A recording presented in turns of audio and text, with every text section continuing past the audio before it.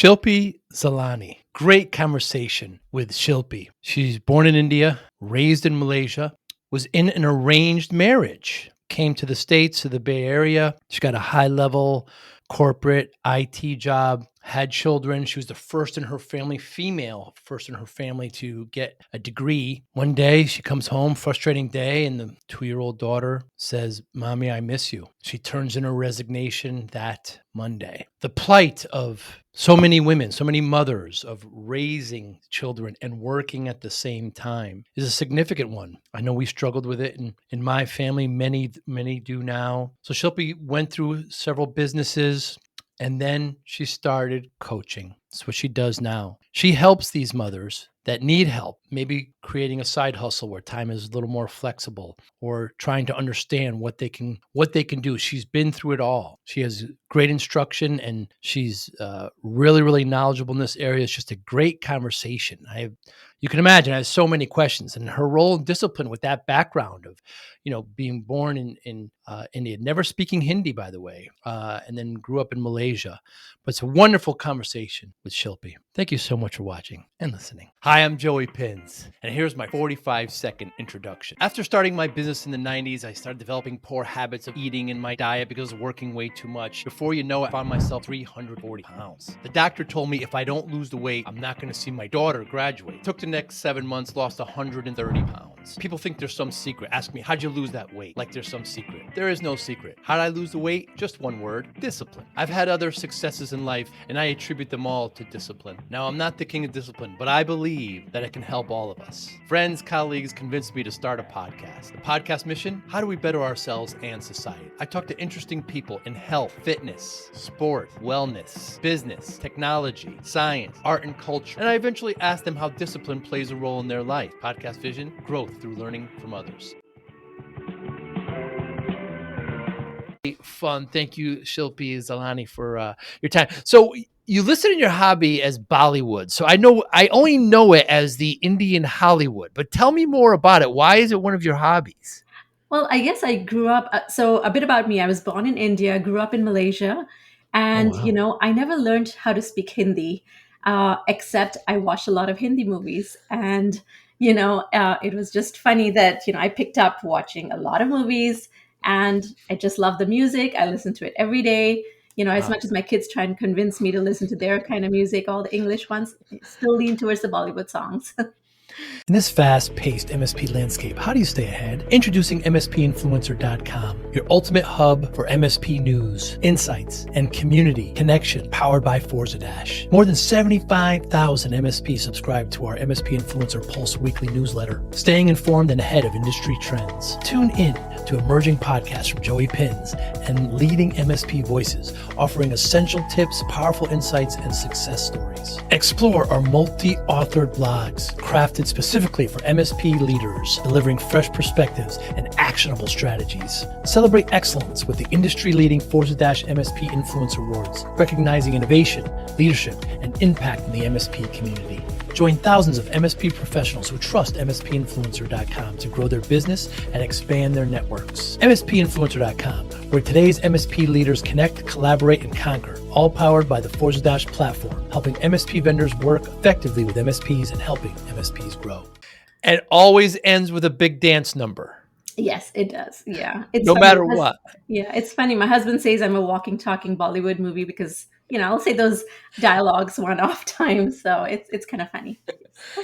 Yeah, because I've always, people in the States perhaps would just say, I like movies, I Yeah. like, or I like horror, but but is Bollywood itself a genre? Isn't Bollywood just kind of horizontal, and there's comedies, there's horror, there's all different types, correct? Correct. Yes. I mean, I see. I like all types. I do lean towards a lot of the romantic Ah, movies. I'm a big Shah Rukh Khan fan. If you're familiar, I'm not sure. no, But yeah, he's big in India.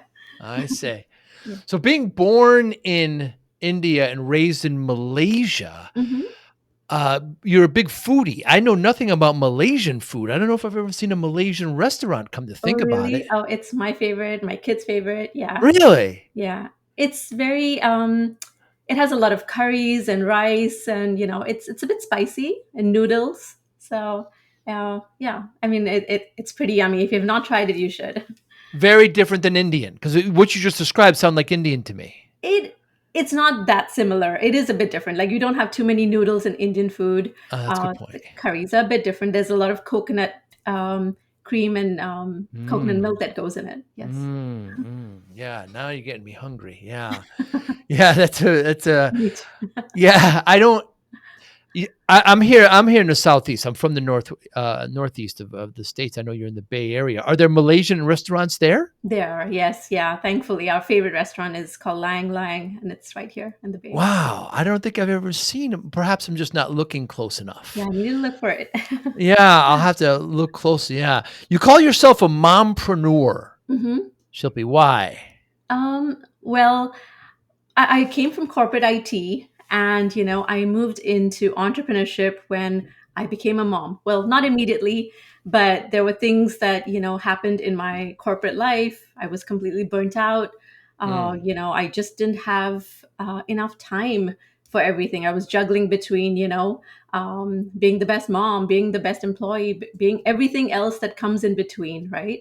And especially coming from a very um, socially, conservative background to some extent. mm, I was, family is always the priority, and I think along the way, I just had to reprioritize what's important to me, hmm. and that's when I, pursued entrepreneurship.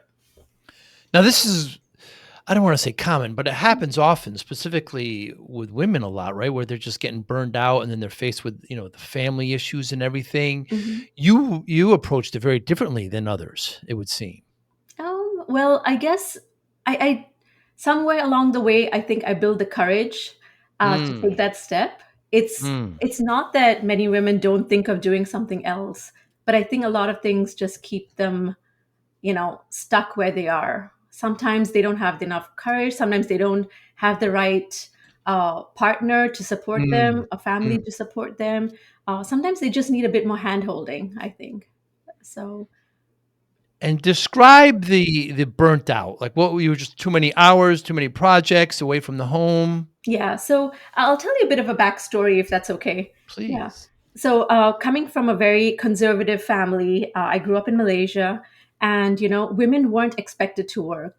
Mm, And I mean, we were really trained to be housewives one day, and then, but I think I wanted to break that generational cycle. I wanted to be independent. I didn't want to be dependent on my spouse in the future. So I was the first woman in my family to even have a degree, hmm. a bachelor's degree, and then later on, I was the first person in the family, extended family, to even have a master's. So we education was never really prioritized. Fast forward, I had an arranged marriage, came to the U.S., and then I was on a dependent visa. And again, I felt like I had to start all over again because I did have a job in Malaysia. So for a while, I was trying to just figure things out. I felt like I was just trapped, honestly. Hmm. Um, but so along the way, finally, after a couple of years after doing my master's here, I got a job. Then I had my kids. In between, the resume gaps did not help because I took some time off after Mhm. each of my kids. And then when I was finally back after my second daughter was born, back in a job, I mean, with a long commute, and again, talking about juggling everything, it Mm. was stretched thin. And I remember that one evening when I was exhausted coming back home, my younger one, I think she was 4 years old at that time. And she just came up to me and she's like, Mama, I miss you. Why do you have to work? And that was the Mm. moment for me that just kind of just broke me. It Mm. wasn't just exhaustion, it was mom guilt and everything else wrapped around it. So, Mm. and I really had to think hard and reprioritize. Am I really living the life that, I'm meant to be? Is this what's Mm. important to me? And so the next Monday, I actually turned in my resignation, which Wow. all the ups and downs, it was a big thing, but I did do it. That yeah, And you were in a corporate IT, so you were in a big firm and lots of benefits, but that correct, was it. That was your kind of your breaking point. correct, yes, yeah. So it's hard to let go, but because I am a Mm. very ambitious person, Mm. But then at the end, it came down to choosing my priorities. Mm. Yeah. You mentioned quickly, Shilpi, that you were in arranged marriage. Mhm. Tell me here. People in the West aren't Yeah. used to that concept. Could you just tell me a little bit more about that? Yeah, it's basically I was in Malaysia and he was in the US, and a common family friend introduced us. And it was kind of funny story because I still remember it was like in October 27th on my birthday is when we were introduced. At that time, somehow phone calls were either expensive or whatever it was. Mm. We exchanged messages for about a month. Uh, I'd never met him. And then we decided to meet on, I think, November 27th or something like that in India. So we met in India. The day we met, we said yes to each other. And 5 days Wow. later was our engagement, and 2 months later was our marriage. And Wow. in that 2 months, he was also in the US. So we never really got to know each other other than that few meetings. So I felt like I was marrying a stranger, really. Hmm. So it's been good. I mean, I've been married for 21 years now. So Wow. I thankfully, it know. worked out. Yeah, the divorce rates for arranged marriages are much lower than non. It is, yeah. I guess you spend half your marriage just figuring out who this person is, Instead perhaps. of wow, instead of doing that before. Very Yeah. interesting. So, okay, so it's you turn in your resignation, and how old are your kids at this point? 4 and Yeah, my younger one, I would say my younger one was probably two, actually. Sorry, and then my older one was 5. 2 and 5. So Yeah. you come home with your 2 and 5-year-old. What do you do? So when I quit my job, sorry. Yeah. Yeah. So I submitted my resignation and I felt a sense of relief, to be Mm, honest. I mm, felt like a big weight was lifted off, but then I also felt very lost. I was like, mm, what am I going to do now? There was that side of me that I can't just be a stay-home mom. I feel like I'm meant for more. mm, I want to do something more productive. mm. Because I grew up with, watching my mom be a stay-home mom, and there's nothing wrong with it. I have high respect for that. It's a full-time job, right? Yes. But I just felt like I was meant for more. Mhm. I took a couple of months trying to figure things out. Nothing made sense. And then an opportunity actually came to me. And it was my daughter's preschool owner who approached me and asked me if I'd be interested in opening up an after school franchise in the area. Hmm. And initially, I was like, an after school, for kids. I mean, I have my own kids, but watching other kids, it's a Mm, whole new story, mm, right? And coming from corporate IT, I guess in my mind, I was like, is this the right thing for me, mm, honestly? But yeah, it took me a while. There was a lot of fear. I don't come from a business background. None of my relatives have a business background. So I hmm, was never really exposed to that. But then I felt like it sounded perfect to some extent because it had a 5-minute commute. mm. I'd have flexibility in the job. It's part-time. It's like 12 to 6. I mean, it was almost too good to be true because I could have my kids there with me. Wow. And I was like, okay, it doesn't get better than that. I mean, why should I not go for it? And that's when I took the first step. So you say you didn't have any business background, Shilpi, but you were in corporate IT. Were you a developer, a network I was a engineer? business analyst. Oh, a business analyst. I see. Hmm. Yeah. So now, this is a completely new. Are Hmm. you so in this new entrepreneurial pursuit, this new franchise pursuit? Were you given like P&L responsibilities and operational? What did you have It to do? was Everything? almost everything. When we signed the franchise agreement, I mean, figuring out the lease, and then we got the space, and honestly, it was a shell unit. There was no flooring, no ceiling, no bathrooms, no Wow. nothing. So trying to figure all that out before having a set date of opening. I mean, we had a lot on the line. I mean, we don't come from a very wealthy background, so putting a lot of money as an investment uh, in this. And along the way, I have to share, but I did have a business partner to start off. Ah, good. I got the opportunity, but I brought her in just because I think I was scared to do it alone as well. Mm, mm. A lot of financial responsibility. So, but yeah, so we figured it out together. Mhm. And how long ago was this, Shilpi? Oh my When was God, it this? feels like forever. I think it was 2014, if I'm not mistaken. 2014. Oh, okay. Yeah, So 11 years ago. yeah. Very interesting. Yeah, and you didn't have the advantage of kind of all the LLMs now that you can kind of get some insight and help on that. No, it was a franchise, but in all honesty, I mean, you still have to do everything yourself. Mm, mm. But yeah, so it was a tough road. I mean, but it was a lot of stepping outside of my comfort zone. I had never had a, client facing role really as much. And I am a person who always lacked a bit of self confidence. So Hmm. it was a lot of, I became the person interacting with all the customers or clients or parents and kids. And, every step that I took, I feel like it made me the person I am today, though. Wow. So I'll give you a funny story, but like there was a time, I mean, I'm a person who like, before I started the after school, I would never drive like anything bigger than a small SUV. And then one day, the driver did not show up, and we have a 14-seater van, and I have to take the kids to the basketball camp. And before you know it, I was sitting behind that wheel thinking, what the hell am I doing? But I have to do it, right? So I still remember that as a core memory, I guess, from those Wow. days. So it's just about stepping outside your comfort zone, and you'd be amazed what you're capable of. Mm. So you were more kind of front office and your partner was more back office? Correct, to some extent, yes. Yeah. Yeah. Yeah, very interesting. So how long did that last?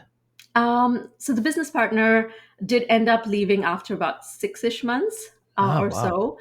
That was a bit of a hard journey, to be honest, because I wasn't sure if I could do it alone. Right. It came as a bit of a shock, but I remember my husband was the strength behind it all. I mean, he Wow. gave me the support I needed at that time, and I really, I have a program right now, but I talk about how family support is so important.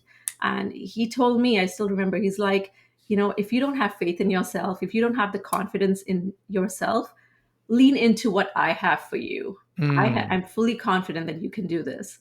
And and that made me take the next step forward and not want to mm, just quit. So failure is not an option became my mantra at that time. And until today, whatever I do, that's my thing I mm. fall back to. Mhm. So did you have that right into COVID? Sorry, no. So I ran that for about 4 years. My kids were growing up. I just felt like, initially I wanted more flexibility, but I think my priorities changed along the way. I felt like, my older one was moving on to middle school. And, I'm not sure if she really wanted to spend that much time because the after school is more for elementary kids. Mm. Um, so yeah, I just felt like it was the right time to sell. So it was very profitable. Honestly, within 6 months, we became profitable. We were the number one after school in the area. So it Wow. was very successful. But I just felt like, I needed to pursue something else at this point. So it was a good opportunity to sell. So that was 4 years. And then after a couple of months, after trying to figure things out, taking my time, I came across an entrepreneur magazine, and I was just scrolling through the top franchises in the U.S. and I came across a staffing franchise, the number one staffing franchise in the U.S. And I felt like let me explore it because it felt like it fit my priorities at that time, Hmm. which was there was an income cap at the after school because of the space we had. We could only have so many kids. Mm. And I felt like, I wanted to see what I can do that has no income cap. Hmm. So then I went for that. Mhm. Wow. So that's a pretty big transition. I'm sure you Yeah, did all your completely different industries. Yeah. yeah, completely different industry. Yeah. But again, you seem very dynamic. And so you started in this is completely kind of corporate, or I shouldn't say corporate, but just actually in an did you actually get an office? Did you work from home? No, it was an office. Uh, It was probably a 25-minute commute for me. oh I had wow. a space, again, figuring out the lease, the office, hiring, figuring out the business. It was a really good franchise. So the headquarters is in Oklahoma. So leaving my home for 3 weeks for training was a big thing, but I did that. Mm. But I got really good support from headquarters. But still, a franchise is still individually owned and operated. So they can guide you, but you are still responsible to do all that, right? So Mm. yeah. Is the term headhunter offensive? No, it's okay. I mean, it's all very similar, right? It was that industry, but we just say staffing firm. Staffing, of course. Yeah. Wow. And what lessons did you learn there? Um, well, it was a lot of, honestly, a lot of resilience, and it was not a tough business. I'm sorry, it was not an easy business. And I say this because I think I was exposed to um, so much difference culturally, I would say. Mm, So mm, when I got the franchise, I think I went in too fast. I was thinking, corporate recruitment, and it's going to be like, IT placements and all that, right? yeah. Especially in the Bay Area. I thought that's great. But then I realized that was like starting off, it was a lot of industrial recruiting. So I was hiring for forklift drivers, warehouse workers, Ah. drivers, and all those things. And really, a lot of people at minimum wage. And honestly, it came with a lot of challenges, right? Hmm. My office was placed in a city where I'm surrounded with like tech companies. So even getting people to come in for interviews, some of them didn't have the money to drive into the office. I'd Wow. even pay some people or loan them money to make it for the interviews. And I'm going Hmm. to be very frank and honest, but it came with a lot of vulgar language. It came Wow. with people walking into the office who maybe were on drugs. Wow. There were a lot of things that I was not culturally exposed to be honest. Nothing wrong with it, but I wasn't exposed to it. So I felt like I learned a lot through that. Hmm. So it was more kind of blue collar than Correct. white All blue collar. collar. Yeah. Yeah. Yeah. Mhm. Yeah. And that has its own challenges. Mhm. It's I know people who have staffing firms, and it seems to me it's the only profession I know where your product can refuse the purchaser. I mean, everybody's got, so not only can the purchaser refuse it, but your product can too. Yeah. Everybody's got a product or service and it goes along, but your people can actually say, no, I don't want to work for them. So Absolutely. It works two ways. Yeah. yeah, so you got Absolutely. to please both parties. It's a tough gig. It's not easy. Yeah. How long did you do that? It again, I think the truth is that there were a lot of people who were desperate for jobs, the blue collar Mm, workers. They would take it, but then there were times when they just quit in 2 days. wow. So it's a matter of also maintaining those customer relationships and helping them understand the situation and then how we'd refill the placement. I guess so it was not Wow. easy. It was a very fast paced job, like really quick. And I would think a lot of blue collar do they actually have resumes? Not always. We'd help Yeah. them. Yeah, you don't always need a resume, but we'd go through a thorough interview process and then make sure verify all their work permits and everything else as well. Mm, Make sure they're mm, legally allowed to work. So there was a lot of that. mm. Yes. And did that go into COVID? Yes, it did. Yeah. And initially, we took a bit of a setback. But then a lot of our companies, because we were doing, because I'm sorry, a lot of the businesses we were dealing with were essential businesses. So they did not shut down. So we weren't as badly affected. There I was a bit see. of a setback, but not too much. But then that is the year that made me really realize that this is not for me long term. I wasn't Wow. really enjoying it. I was in it, but again, failure is not an option was always there. I Mm, made it successful, but it wasn't my. I couldn't see myself doing this long term. So luckily, and in staying in California, there were a lot of policies that were coming in that were very, I guess, labor friendly. So I had people, taking advantage of that. All the workers' comp and everything else that came with it, the vacation policies and all that. So later that year, luckily, I came across a woman who wanted to buy the office, and I had a successful sale out of it. So wow. everything worked out. Thankfully, in COVID, selling a business is not easy, but No. it all worked out. Yes. Yeah, we don't get enough credit as a general global population, for going through that. That everybody talks about the failures and everything, but nobody really talks about us. The people. Yeah. It wasn't easy. So, is Yeah. this when you launch into your coaching? No, I had one more stepping stone. I had Whoa. one more business in between. So for a while, I was trying to figure out what I'm going to do because coming from different industries at this point, I'm like, I can do anything, right? Yeah. So I had been baking for almost 10 years, and my kids encouraged me to start my own cookie business. Huh. So it was called Undercover Cookies.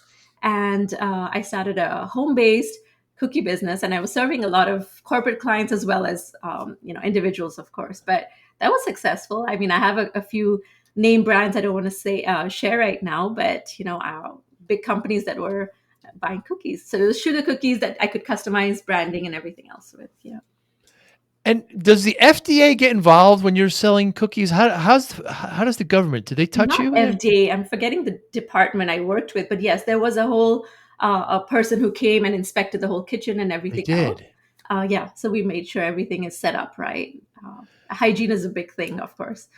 So Wow. yes, Wow. Very interesting. So the government gets involved. And then as far as labeling, you have to list the ingredients and those kinds. There's all yeah. those That's kind of, again, it varies by state, but in California we have to list it. Yes. of course, Yeah. California. Yeah. Yeah. Yeah. So it was only the state government that got involved, not the That's correct. federal. That's correct. Yeah. Yeah. Wow. And what were the lessons learned? So were you doing this out of your house or did you get a kitchen? No, it was out of my house. Thankfully, I had the space, but it kind of took over my house too. Of Like, course. the kitchen to the dining room, and I'm like, I'm printing on cookies and everything else. So yeah, Right. it kind of spread there. But it was a really good experience. It's just that when I started, I knew it's a stepping stone. I always knew at that point. I was exposed to the coaching industry and everything else in about 2020.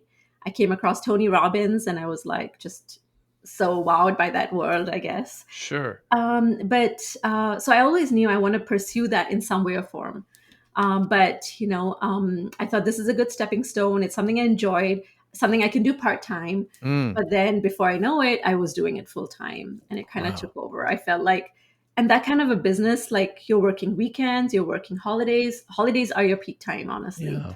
Yeah. So, it again, I didn't see this long term. I didn't want to scale it up because at that point I was already thinking I want a business that has time freedom, location freedom, So I'm like, I love traveling. I don't want to be stuck here when I could be traveling on vacations, and everything. So I winded that. It was successful, but I did end up winding it down earlier this year while I started my coaching business last year. Nice. Hey, Joey Pinz here. Want to take your podcast experience to the next level? I'm excited to invite you to become a YouTube member. It's the absolute best way to support the channel and enhance your connection. Join our amazing community and unlock the incredible perks, custom loyalty badges, exclusive emojis, and priority comment replies. Your voice will always stand out. Be the first to watch new videos with early access, receive special membership shoutouts, and get exclusive behind-the-scenes photos and updates. Dive into content available only to our members, special videos, deep dives, and insider perspectives. Engage directly with me. Suggest podcast topics you want to hear, and even get personalized video shoutouts. Hit the join button right now and become part of something special. Let's build this amazing community together. I can't wait to welcome you as a new member. Join the Joey Pinz family today. Okay. And Shilpi, the other businesses were franchises. So there was kind of marketing built in through the franchise HQ. But this cookie business was completely new. So you had to do your own marketing and sales. Was that difficult? So just a step back, my first business, actually, we didn't get too much marketing help. So I guess Oh, I learned it a bit there, I see. not so much social media marketing, but we used to hand out flyers door to door and set Wow. up booths and kind of promote it that way too. And then of course, in the second business, it was a lot more headquarter was helping, but again, individually, we were still going door to door, even to offices to sell. But I guess over time, really never feels easy, but it's something you just have to do. You have to Mm, do it. mm, So thankfully, through word of mouth and referrals, that business started doing well. And then we have 5-star reviews on Yelp and mm. Google, and that really helped bring in the corporate clients, to be honest.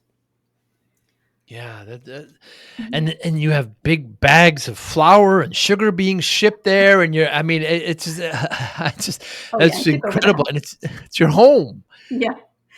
Yeah, my husband was not very happy with that. Like, I've got a big shelf in the dining room with, like you said, cookie cutters and printer and flour and sugar and everything in between. So yeah, it did take over a bit more than just the kitchen. But and the packaging that goes with it. Right. But it was an experience, and the best thing is my kids helped me. My older one, especially, like she enjoys baking, and more than anything, even though she didn't sign up for it, she helped me a lot. So Wow. I'm thankful for that. Plus the added factor, Shilpi, of just having cookies around all the time. I'd be eating them, and Yeah, it's dangerous. Yeah, that's one of the yes. reasons why my kids wanted me to start it, but I wish I did. They ate of it too much. Hmm. So now you're coaching. Tell me about your Thrive Big framework. Yeah, so the Thrive Big framework. So my business is called From Nine to Thrive. And the Thrive Big really is like a 9 step framework that I use. And it's everything from, taking the leap, so entrepreneurial mindset, all the way to, teaching about high performance or growing habits with success, because I am a certified high performance coach as well. Hmm. So it's really entrepreneurial mindset, deciding what kind of business to start, have family support and alignment, and then we talk about sales and marketing and everything in between, right up until launch of the business. So I support them through it. Mhm. Wow. So what kind of client will you not work with? So right now, I only focus on ambitious working moms. Hmm. That's my client avatar, just because I created this program for the person I once was, I Right. guess, and I wanted. I wish I had somebody to handhold me through the process, so I wouldn't have Hmm. had these. As much as I've had success over my businesses, it was always trying to figure out what is the right business for me, and the setbacks. I mean, I've had days where I cried through some of my businesses, right? So it's just a matter of having a program now that I can help women get through it with a bit of hand holding. So Hmm. because like I said, there are a lot of women who have an idea, who want to do something, but they just don't have the courage. So courage is a big I guess follow through in my whole program that I support them with. Mhm. Hmm. Yeah. And if they're working moms, Hmm. so they have a job and they're a mother? Correct. Yeah. They are moms. I mean, I've been approached with people who aren't moms, who are single in their 20s, and I wasn't sure if I can support them as much. I wouldn't say I Hmm. can't support them. And it's not like I can't support men either, because the program is really very entrepreneurial, right? But I felt called to help the woman who needs the most support, I felt. Hmm. Because again, coming from my kind of cultural background, the society, and the system just isn't made for us to succeed, so Hmm. it's not easy. So, yeah. But through your program, you're encouraging them to as to how to cope with being a working mother, not to branch off and make a new I'm business? actually asking them to quit their job. Yes. You are. Yeah. And it doesn't have to be like quit your job, work with me, and do this, right? It could be, I mean, we establish, where they are in their financial setup or in timeline, right? Like, for example, if somebody doesn't have enough money to start their own business, maybe they could start a side hustle. Hmm. And we build a financial runway on like, when is that date? We set a date and we work towards it, Hmm. and whatever it takes. And if it isn't family support, then how are we going to get that support, or how do you bring them on board? So I do talk about a lot of this. I feel it's a lot of mindset work first, and then we Hmm. go into the strategy and tactics. Why not just keep working and be a mom? Why go into another business? Nothing wrong with it. I have high respect for women who want to do that, who feel fulfilled by that. This is more for Hmm. women who don't feel fulfilled, Hmm. who want Hmm. that freedom, who want to be able to have more time with their kids. Because I'm a mom, I know my kids just grow up too fast. Right. I believe you're a parent as well, Joey. Yes. So yeah, I mean, I treasure the time, and I have no regrets in all the decisions I've made, good or bad, just because I've had that time. And I have another story I can share with you, but Please. it was after I started my couple of businesses. After the second business, my younger one, who once said, "Why do you have to work?" Yeah. told me, "I love the work you're doing because now I get to see you more. I get to spend more Oh. time with you." So, I just feel like no matter what sacrifices I've had to make, whatever stress and anxiety, everything that came with it, entrepreneurship is not easy. I don't want to sugarcoat that it is. It's not. And it's really hard, but it's all worth it at the end, for them, for me, you know. So Shilpi, you have a mom. she's, not sleeping well, and she's probably not taking care of herself well, and she's has kids and she's working. It's tough. I mean, the last thing she wants to do is hire a coach to help her through it. I mean, it seems like it's another layer on top. I mean, how Yeah. do you work? How do you cope through that? Yeah, I mean, I can only help women who want to be helped, Mm, right? So I do have, I encourage, and it's not easy, right? I feel like the mindset piece is the hardest. mm, Like, I feel like, there are a lot of people who encourage you, who inspire you, but you have to be the one to make a decision that, okay, I'm going to invest in myself. I'm going to take that next step and figure out what's going to happen along the way. But if you don't take that step, it really, I mean, unfortunately, there are a lot of women who just stay stuck, who aren't happy, who aren't mm, fulfilled. So, mm. mhm. Yeah, and it's also you had a tremendous advantage because you had an understanding partner. Some of those women you deal with maybe don't have that. Yeah, I agree. I'm very grateful for my husband. I think he's been Yeah. the rock behind all my Mm, success. Nobody. I feel bad because he's not always in the limelight, but he's been my therapist. He's my best friend. He's mm, everything he could. I mean, he's not perfect, but mm. neither am I. So yeah, I agree that not everyone has that, but Yeah. I think if you don't have that support from family, I think you have to find your community, whether it's friends, whether it is community members. I don't have a very strong support system um, outside of my immediate family in terms of the encouragement I may need and want to succeed. But I think I've found that through community sometimes. Mm. So then, do you work with women that have that additional challenge? I mean, it's a daunting task. I mean, they've got everything working against them. I mean, Yeah, my it's definitely sympathies. not easy. And maybe that's why I felt called to help them most. I say. I mean, I wish I had that kind of support along the way. I did have it for my husband, but I think I mean, again, coming from a background where women weren't even encouraged to have a career, Mm. having a job was one thing, but then to start something on my own was a different kind of mindset I needed along the way, the different kind of courage.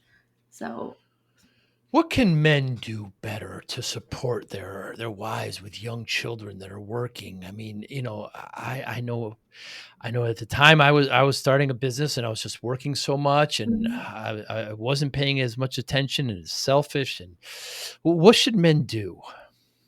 Well, I think, you know, be the best partner. First of Mm, all, I think equality is very important. Again, I talk more culturally, but I feel like, and I think things are changing, at least in the US. I'm sorry, where things are where husbands are helping out in the household, mm, helping out with the chores, mm, helping picking up the kids from school. But the truth is, even then, women still are the primary person responsible for the household, whether it's the cooking, whether it's the groceries, whatever it is. But even added support, even if it's not a full 50%, every bit helps. And the encouragement, I feel like, especially with my husband, he's always encouraged me to do more of what I am capable of. Sometimes mm, I don't even think I'm capable of it, and he sees it in me. So, I feel like even those words of encouragement make a big difference. It might be underestimated, but it really does make a mm, difference. mm. Yeah, I think those are some things. Yeah. Yeah. Yeah, communication and just empathy, right? Hmm. Hmm. You know, man would come home and the wife would say, "Here, take the child." And the man, "Hey, I'm tired. I want to relax." But it's just kind of classic kind of scenario. But Yeah. I remember I would come home and I'd say, "Leave the house. Go do. Go. Get out. I'll Yeah. take it. Just go." Yeah. It's really tough on both, and I could see where Yeah. sympathy And lies I in. What's think, your Go yeah, ahead. and I think that mom guilt is a big thing as well, Mom guilt. because I think that Mom women, even if they guilt. have the support and everything, they feel guilty because they want to be their 100%, they want to give 100% to their kids. Mm, But then they also, you know, are ambitious, or they have a career, or they're trying to do their best in their job, and I think mom guilt, no matter what, it's there. It's just a matter of taking those actions, or scheduling time for yourself. I think self-help, or time for yourself, self-care is very important Mm. for mental sanity sometimes. And just gratitude, I think, appreciating what you have instead of complaining what you don't have is a big thing.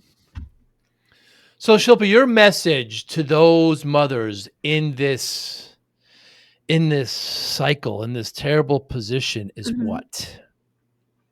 um Believe in yourself. Mm. um Take the courage to take that bold step, because the other side of fear is freedom. Mm.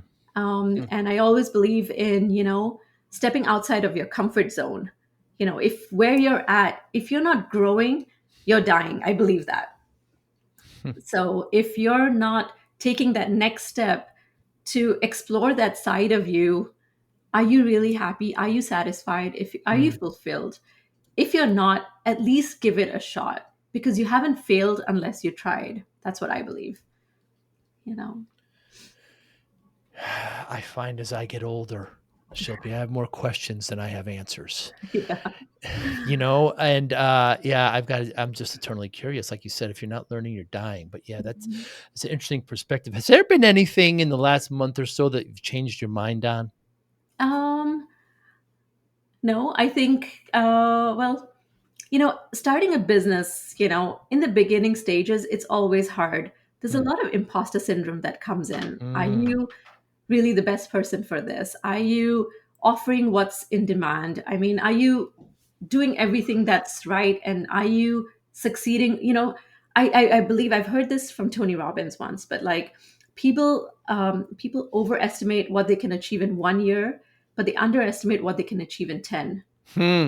And I think a lot of people, when they start their entrepreneurship journey, they're expecting, success day one, or, Hmm. they're like, okay, I believe in this business, it has to do well, or whatever it is, right? They may have the grit and everything else, but sometimes you have to see what is market demand.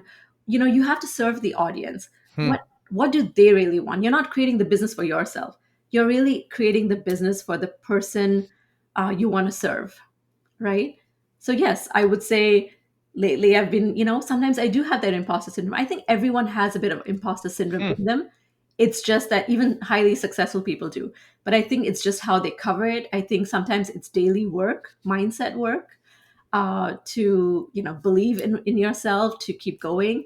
I work with a brand strategy firm, and my strategist just reminded me that yesterday, that I was questioning, is my offer right and everything, because I do feel called towards it, Hmm. helping ambitious working moms. But it is fairly new. I only launched it, late May this year. So I'm still in the beginning stages. So, but he's like, I think you're spot on in terms of what you're offering. You created for the person you once were, and you're the right person to support women like this. It's just the marketing messaging, and if there are any tweaks to be made, we can adjust that. But I Hmm. think it's more about believe in what you're doing. I think you're in the right path. I heard a great quote from Confucius recently.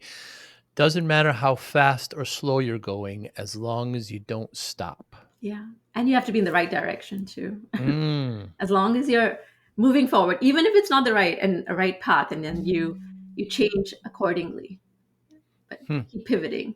Mhm.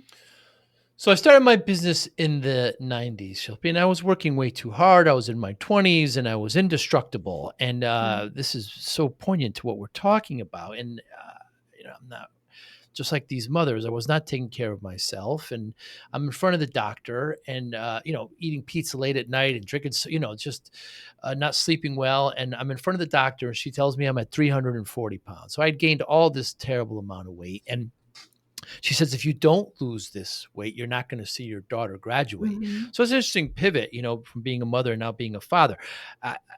I've somehow some responsibility. I can't believe it that I am somehow responsible for bringing this beautiful, beautiful baby girl into this world, and I'm abusing myself, and I'm not going to be around for this. So I'm driving home, punching the steering wheel. I'm upset with myself. And how could I do this? This is my pie hole. I did this. So next 6, 7 months, lost about 120 pounds, kept it off. You can't look at it as a finishing line, but when I tell the story, people always ask, how did you do it? And I always say discipline, routine, process, willpower. How does discipline play a role in your life? Well, as an entrepreneur, I mean, I think entrepreneurship is very lonely, Mm, especially in the initial stages, unless you have a team. And even then, there's only so much you can share with the team sometimes. I think, building good habits, making sure there's accountability, there's a lot of those things. So there are some things I do that, I have to have a routine for myself. Otherwise, if you don't have a plan, you're just going to have not a very productive day, I guess, because there's no one to report to, right? So I do try and stick to a routine when possible. I'm not mm, perfect. And, sometimes it's a matter of, um, taking out 50-minute blocks of time, and then I give myself 10 minutes of a break. It doesn't happen all the time. So that's one of the things I do for part of my day. The other thing is, um, in the mornings until 1 o'clock, I'm focused on the needle moving tasks.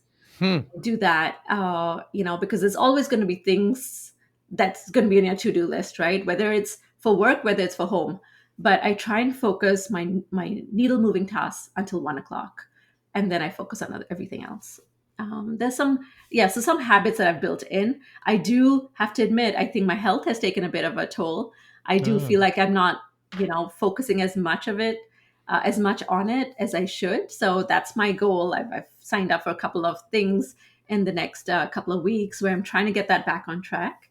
hmm. But I'm not perfect, and along the way, discipline does help, as long as you can stick to it. I don't believe in like very strict discipline. Mm. Sometimes you have to adjust it accordingly to what works for you. And, maybe it's what you set up on your calendar. It has to show your values have to show up on your calendar. What are your priorities? And sometimes, if you don't schedule it, it's not going to happen. So I try and follow those kind of things when it comes to discipline and having more of a routine. Yeah. So, being born in India, grew up in Malaysia, was discipline instilled in the household, or was it just exemplified? Was it discussed?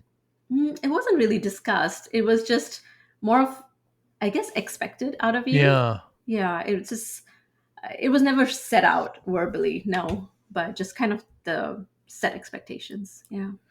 But you were the first in your female in your family to get a degree. You branched off and done all this. Yeah. Did you consider yourself a disciplined person?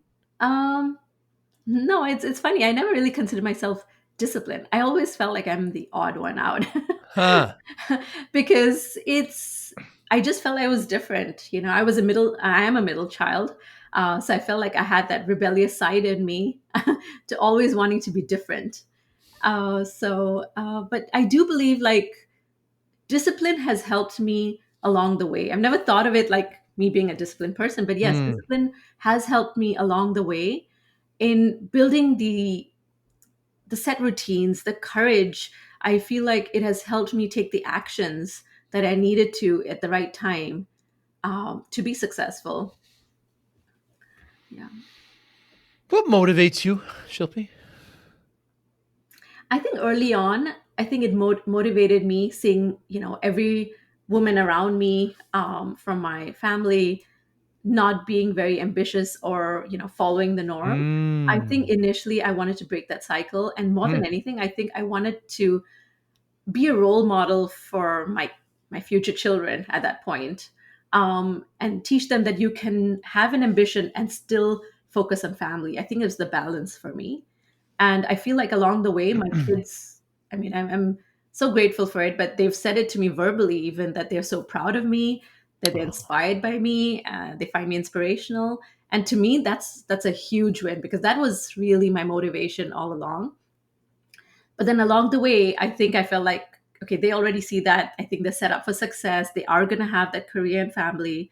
And that's when I truly felt called to help other women do the same. Yeah. So Fascinating. You break that cycle and then turned it right around into legacy, something for your children and heavily on impact. So given those motivators, Shilpi, how do you measure success? um, success to me is, it's all about fulfillment, I Mm, think. If I feel fulfilled with what I'm doing, with what I've achieved, I do think significance plays a big part, at least for me, because I feel like my confidence has been tied up with my significance. And hmm. every time I'm not doing something, it's weird, but like I feel like I'm not confident, I'm not achieving anything, I'm not fulfilled, I'm not successful. But I think that every time I am doing things, making moves, taking steps, doing the work or having an impact, I feel pretty successful and pretty good about myself. Want to show your love for discipline, inspiration, and the Joey Pinz podcast? Now's your chance. Introducing the brand new Joey Pinz merch store, where style meets discipline. Choose from premium apparel, cozy hoodies, stylish hats, durable bags, and your new favorite coffee mug, all featuring the iconic Joey Pinz logo. Perfect for podcast fans, discipline enthusiasts, or as unique gifts for friends and family. Every purchase supports the Joey Pinz Discipline Conversations podcast, helping us continue to inspire greatness and promote positive change. Visit joeypins.com/store today and wear your discipline proudly. Joey Pinz merch. Wear it, share it, and live it. Yeah. Well, I love what you're doing, and it's so important. It's so important here. Thank I have you. daughters, and I always worry about what they're in their 20s, so they're not faced with this yet. Mhm. So we need more like yourself that are focusing on this to help them. I really appreciate your time today. Anybody watching or listening, how can they get in touch with you? Yeah, thank you so much. Well, if you enjoyed this conversation, for you listening out there, I'd love to have a conversation with you. If you think that this program, my From Nine to Thrive program, would be a good fit, there's no obligation on the call. It's a free 60-minute strategy call that I do. So I invite you to go to my website. It's shilpizalani.com, and you can book a call from that site. I look forward to it. Thank you. SHILPI, Shilpi Zalani, ZALANI.com. We'll make sure we put it in the show notes. I thank you so much for your time. Next time in the Bay Area, perhaps you and your husband and I would get a cup of tea. Absolutely. Would love to, Joey. Thank you so much. It was so nice talking to you. Is there Malaysian tea? Is it different than? Oh, there's something called T.H.R.I.V.E. Oh, There is a Malaysian tea. Yes. sounds great. You be well. Thank you so much. Thank you. Take care. Bye. Thank you for listening and or viewing Joey Pinz Discipline Conversations. Please share this episode with one or two of your friends who you think may benefit from the episode. Our website, www.joeypins.com. There you'll find lots of resources and you could join our mailing list. Please follow us on all our social media, Instagram, Twitter, and Facebook. Podcast information, the video version of our podcast is on YouTube. Please subscribe. Audio is on all major podcasting platforms. Please follow them. And if you like it, please consider giving 5-star rating. Would really appreciate that. Thank you again for listening or watching Joey Pinz Discipline Conversations.